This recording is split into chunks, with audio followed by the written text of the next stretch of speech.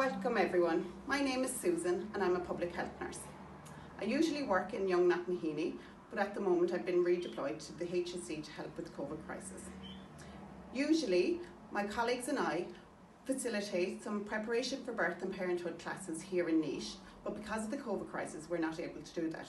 So we thought we might put together some clips for you to use at home to help you prepare for the birth and the most exciting part, parenthood. Hi, my name is Deirdre. I'm a community midwife based here in St Mary's, and I'm also a breastfeeding lactation consultant. Hi, I'm Eilish. I'm a public health nurse and a midwife. I work in St Mary's Primary Care Centre, and with the girls I just wanted to pass on the information to you that will alleviate any concerns you may have at this time. Now I'd like to speak about COVID-19 and the hospital policy at the moment. Everybody that comes into the hospital, staff included, are checked on admission, as in they're asked questions. Have you got a cough? Any respiratory symptoms? Do you have a temperature? Have you been travelling recently? Or have you been in contact with anybody that's COVID positive? So everybody's temperature, as I said, including nurses and staff, is checked as well on admission. There are 2 entrances now into the maternity hospital, and if you are COVID positive, you'll go one direction. If you're not, the other direction. The only difference really being with COVID positive is that people that will be dealing with you will be fully gowned up with personal protective equipment, and you'll be wearing a mask. You will also be isolated, you'll have your own room. But for further details on it, if you look up mychild.ie, they have the up-to-date details on the COVID policy in the hospital. When you go through, you'll go into the admission room anyway, and you'll be checked to see, firstly, are you a labour? You'll be checked by a midwife. She'll check your abdomen, do your observations, check baby's heart rate, and if they think you are in established labour, they will do an internal examination. To be in established labour, you have to be about 4 centimetres dilated, and then your partner can stay with you. Unfortunately, if you're in early labour, you may make up to the antenatal ward, but your partner will have to go outside or stay at home. And if you're not in labour at all, maybe go home for a while and walk around and maybe do the things like have a nice warm bath, listen to nice music, have a massage. So that's the general idea. If you are obviously having a section, your partner will stay with you.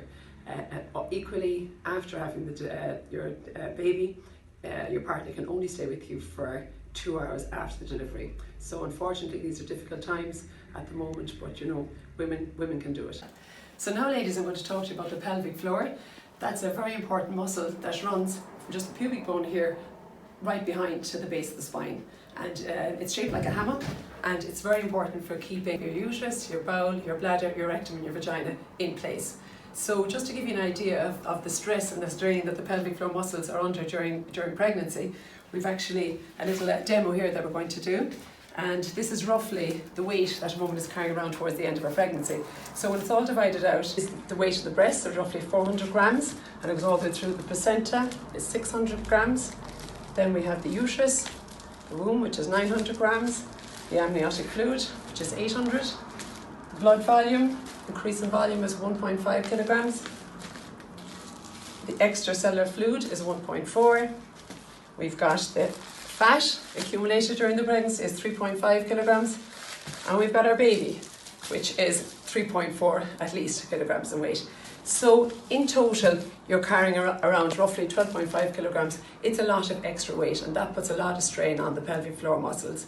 So normally when we have our classes, we get 4 of the lads up and they hold the corner of the hammock, but obviously in these times we can't do that. So my colleague Susan is going to hold one end. And as I said, this is what we get the guys to do, and they're walking around holding this, and it gives us a good idea of the weight. You can see the weight and the pressure that the pelvic floor is under. Now I'd like to talk about pelvic floor exercises. I did the demonstration earlier with Susan in the hammock, and you can see how much extra weight you're carrying around during your pregnancy. So there's just 2 exercises I'd like to show you that you can start practicing now, and they're divided into long pelvic floor exercises or squeezes and short pelvic floor squeezes. So if you just watch me doing the demonstration, maybe you can do this at home as well. So what you do is that you tighten in your bottom as if you're trying to stop yourself passing wind. So you actually squeeze in. It should have a sensation like you're squeezing your fist. So squeeze in your bottom muscles and you count to 3. So that's 1, 2, 3, 4, relax.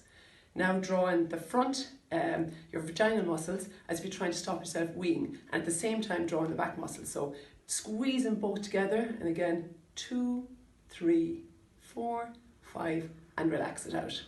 So if you can do those exercises 10 times, it'll only take you a minute. That's a very good pelvic floor exercise. The other exercise you do will be short pelvic floor squeezes, which you do the two of them together quickly. So you squeeze in, release, squeeze in, release. Again, 10 times. So if you do sessions of 10 times, 3 times a day, it's excellent for your pelvic floor. Now, some people have weaker pelvic floors than other people, so you might find that you're trickling urine just after having a baby, and this is not normal. So really, I would absolutely strongly advise you, if you have any symptoms like, loose stools or passing wind, or, as I said, urinary incontinence, really it's important that you get it checked out. You speak to your midwife, you speak to your public health nurse. You may need to see a physiotherapist that specialises in pelvic floor exercises, but hopefully for the majority of people, these exercises, if you do them regularly. Now, doing them during your pregnancy is important. After you have your baby, it's very important. And really, for life, it's very important to continue these exercises. So a really important question that people ask in our classes are, how do I cope with pain in labour? So as Deirdre's already explained to you, to be in established labour in the hospital, they would say that you need to be 4 centimetres dilated. So a lot of the work is done by yourself at home. So how do you get yourself into the headspace to cope with pain? What happens when you feel pain? Think about it. If you have a toothache, what do? You go, or if you get a fright, you go, which means that you're hyperventilating. When you're hyperventilating, you're not getting enough oxygen into your body, which means that baby's not getting enough oxygen. So the key is trying to stay nice and calm and relaxed. Of course, it's challenging and it's a nervous time, but if you can practice from now, your breathing. There's lots and lots of apps out there to help with your breathing, and it's all about getting yourself in the right headspace. So with your breathing, what other things can you do to cope with your pain at home? So you can have a bath if you're into baths, or a shower. The water, it can be nice and relaxing. Maybe music. Do you like music? If you like music, maybe you'll find that your music list might actually calm you, might relax you. Baby might also like music, so that too might calm the baby. For the partners out there, maybe to make a playlist, that's something to do, and to play the playlist at home. The other thing is keeping yourself moving. So your pelvis, you need to keep your pelvis moving so that baby can move down through the birth canal. So how can you do this? Well, we all have walls, so we can lean up against the wall and rock from side to side. That rocking you might find is quite comfortable. It helps baby move down, and it's an opportunity maybe for your partner to give you a little massage on your back. Birthing ball.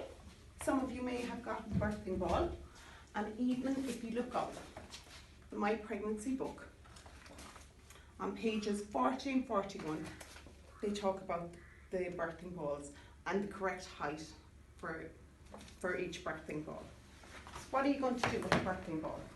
Even at any stage in pregnancy, the birthing ball can be quite comfortable. You can sit on it, and you're keeping your pelvis open to help baby come down. You can rock from side to side, and you might find that gives you some relief. Some people bounce a little bit on the birthing ball and find that also gives you relief. It's also a time that, again, your partner might be able to give you a massage, just even your lower back. Some people love massage and some people don't.